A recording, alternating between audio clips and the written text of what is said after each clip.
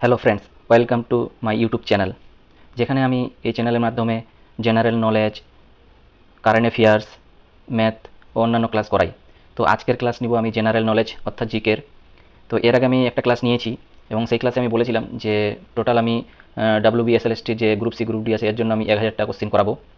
তো এর আগের দিন 20টা কোশ্চিন হয়েছিল, আজকে 20টা কোশ্চিন, টোটাল 40টা। তো আজকে সেকেন্ড ক্লাস জিকের জেনারেল নলেজের। তো দেখো প্রথম কোশ্চিন কী বলেছে। প্রথম কোশ্চিন বলেছে, আনন্দমঠ উপন্যাস কার লেখা? তো আনন্দমঠ উপন্যাস লেখা হচ্ছে, আমরা সবাই জানি সেটা হচ্ছে কি, বঙ্কিমচন্দ্র চট্টোপাধ্যায়। সি নাম্বার উত্তর হয়ে যাবে। বঙ্কিমচন্দ্র চট্টোপাধ্যায় কিন্তু আনন্দমঠ বইটি উপন্যাসটি লেখেন।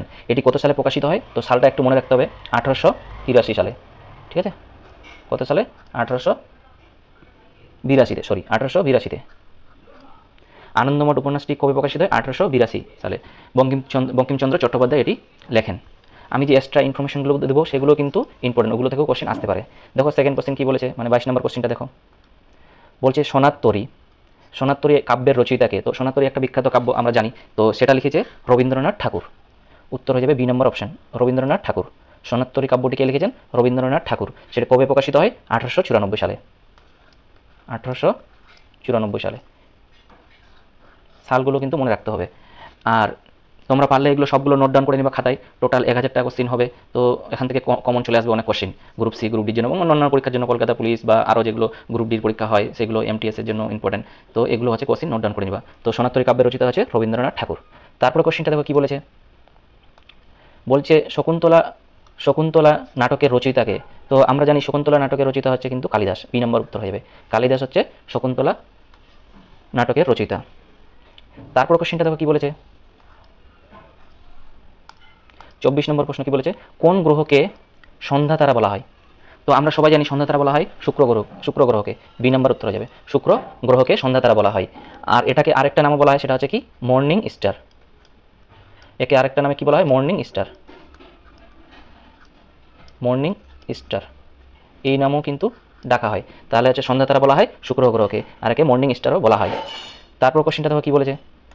25 নম্বর প্রশ্ন বলেছে, বীজবৃক্ষ কাব্য, বীজবৃক্ষ কার লেখা উপন্যাস? তো বীজবৃক্ষ বিখ্যাত যে উপন্যাসটি, এটি লিখেছে বঙ্কিমচন্দ্র চট্টোপাধ্যায়। বি নম্বর উত্তর হয়ে যাবে। বঙ্কিমচন্দ্র চট্টোপাধ্যায় বীজবৃক্ষ উপন্যাসটি লিখেছেন। আর এটা কত সালে প্রকাশিত হয়? এটা হয় 1873 সালে। সালটা মনে রাখতে হবে, কত সালে প্রকাশিত হয়? 1873 সালে।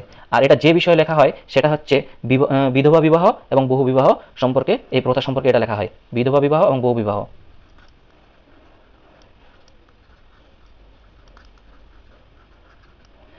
এবং বহু বিবাহ এই সম্পর্কে কিন্তু এটা লেখা হয়। বীজবৃক্ষ লেখা হয়, বঙ্কিমচন্দ্র চট্টোপাধ্যায় উপন্যাসটি লেখা হয় 1873 সালে প্রকাশিত হয়। আর এটা যে কী সম্পর্কে লেখা হয়? বিধবা বিবাহ এবং বহু বিবাহ সম্পর্কে বীজবৃক্ষ উপন্যাসটি লেখা হয়। তাহলে 25-এর বি হয়ে যাবে উত্তর। তারপর প্রশ্নটা দেখো কী বলেছে। 26 নম্বর সহজ কোশ্চেন একটা, গণিতের জন্য কাকে বলা হয়? আমরা ছোট থেকে পড়ে আসি, গণিতের জন্য হচ্ছে ইউক্লিড। তারপর কোশ্চেনটা দেখো কী বলেছে। 27 নম্বর প্রশ্ন বলছে, স্বাধীন ভারতের প্রথম গভর্নর জেনারেল কে ছিলেন? তো স্বাধীন ভারতের প্রথম গভর্নর জেনারেল, এই কোশ্চেনটা অনেক কনফিউজ হলা এবং অনেকদিন ভুল করে এই প্রশ্নটা। তো এটা মনে রাখতে হবে, যদি বলে স্বাধীন ভারতের প্রথম গভর্নর জেনারেল, স্বাধীন ভারতের লর্ড মাউন্টব্যাটেন উত্তর হয়ে যাবে। এ নম্বর উত্তর, লর্ড মাউন্টব্যাটেন। তিনি কত সাল থেকে কত সাল পর্যন্ত স্বাধীন ভারতের গভর্নর ছিলেন? আমরা জানি ভারত স্বাধীন হয় 1947। তো প্রথম সাল স্বাধীনতা হওয়ার পর 1947 থেকে 1948 পর্যন্ত তিনি ভারতের গভর্নর ছিলেন। তাহলে লর্ড মাউন্টব্যাটেন ভারতের প্রথম গভর্নর জেনারেল এবং তিনি 1947 থেকে 1948 পর্যন্ত ভারতের গভর্নর জেনারেল ছিলেন। তাহলে 27-এর এ হয়ে যাবে উত্তর। তারপর প্রশ্নটা দেখো কী বলেছে।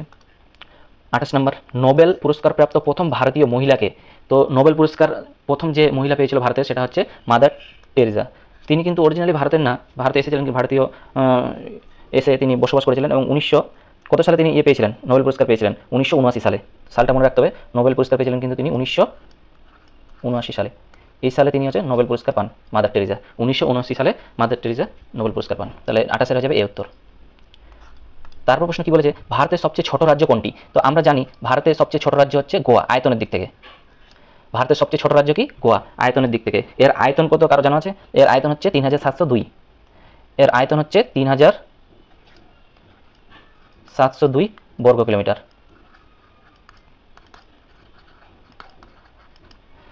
তাহলে যে গোয়ার হচ্ছে আয়তন হচ্ছে 3702 বর্গ কিলোমিটার। আর ভারতের সবচেয়ে ছোট রাজ্য আয়তনের দিক থেকে গোয়া। তোমরা আমাকে কমেন্টে জানাবা সবচেয়ে বড় রাজ্যের নাম কি আয়তনের দিক থেকে। তারপর প্রশ্ন দেখো কি বলেছে, কোন ভিটামিনকে সূর্যের ভিটামিন বলা হয়? 30 নম্বর প্রশ্ন বলেছে কোন ভিটামিনকে সূর্যের ভিটামিন বলা হয়? তো আমরা এটা জানি যে ভিটামিন ডি কিন্তু সূর্য থেকেই পাওয়া যায়, ভিটামিন ডি মানে ভিটামিন সূর্যের আলোর সাহায্যে আমাদের ভিটামিন ডি সংশ্লিষ্ট হয় আমাদের দেহে, তাহলে এটার উত্তর হয়ে যাবে ভিটামিন ডি, 30-এর ডি। তারপর প্রশ্নটা কি বলেছে দেখো, 31 নম্বর প্রশ্ন বলেছে বিশ্বের সবচেয়ে উঁচু জলপ্রপাতের নাম কি? বিশ্বের সবচেয়ে উঁচু জলপ্রপাতের নাম হচ্ছে এঞ্জেল ফলস, বি নম্বর উত্তর হয়ে যাবে এঞ্জেল ফলস। এটা কোথায় আছে আমরা জানি সবাই, এঞ্জেল ফলস আছে আমেরিকাতে, ভেনেজুয়েলায়, আমেরিকার ভেনেজুয়েলাতে আছে, আমেরিকাতে ভেনেজুয়েলাতে আছে। এবং এর হচ্ছে উচ্চতাটা মনে রাখতে হবে 979 মিটার, 979 মিটার। যদি বলে এঞ্জেল ফলসের উচ্চতা কত, 979 মিটার মনে রাখতে হবে, তাহলে হচ্ছে 31-এর হয়ে যাবে বি নম্বর অপশন। তারপর প্রশ্নটা দেখো কি বলেছে, মেঘালয়ের রাজধানী কোনটি? তো অনেক সময় রাজ্যের রাজধানী চলে আসে, তো আমরা জানি মেঘালয়ের রাজধানী হচ্ছে শিলং, বি নম্বর অপশন হয়ে যাবে মেঘালয়ের রাজধানী শিলং। তারপর প্রশ্নটা কি বলেছে দেখো, 33 নম্বর প্রশ্ন বলেছে বিশ্বের সবচেয়ে বড় দ্বীপ কোনটি? বিশ্বের সবচেয়ে বড় দ্বীপের নাম হচ্ছে গ্রিনল্যান্ড। আমরা এটা জানি যে বিশ্বের সবচেয়ে বড় দ্বীপের নাম কি, গ্রিনল্যান্ড, তাহলে 33-এর বি হয়ে যাবে উত্তর। এর আয়তন যদি চাই বিশ্বের সবচেয়ে বড় দ্বীপ গ্রিনল্যান্ডের আয়তন কত, তো মনে রাখতে হবে 21.6 লক্ষ বর্গ কিলোমিটার, 21.6 লাখ কিলোমিটার স্কয়ার, ঠিক আছে, তাহলে 21.6 লাখ কিলোমিটার স্কয়ার। আর এর হচ্ছে প্রায় 80% কিন্তু বরফে ঢাকা, 80%, তাহলে বিশ্বের সবচেয়ে বড় দ্বীপ হচ্ছে গ্রিনল্যান্ড। তারপর প্রশ্নটা দেখো কি বলেছে, গীত গোবিন্দ কার রচনা? এটা ইম্পর্টেন্ট কোশ্চেন একটা, গীত গোবিন্দ কার রচনা? এটা হচ্ছে লিখেছিলেন জয়দেব, তাহলে গীত গোবিন্দ লিখেছিলেন জয়দেব, তাহলে হচ্ছে 34-এর হচ্ছে বি নম্বর হয়ে যাবে অপশন। তারপর হচ্ছে 35 নম্বর প্রশ্ন দেখো কি বলেছে, বিশ্ব স্বাস্থ্য সংস্থা WHO হু এর সদর দপ্তর কোথায়? এটা অনেক পরীক্ষায় এসেছে এবং সামনের পরীক্ষাগুলো তো আসবে, তো এটা একটা ভেরি ভেরি ইম্পর্টেন্ট প্রশ্ন।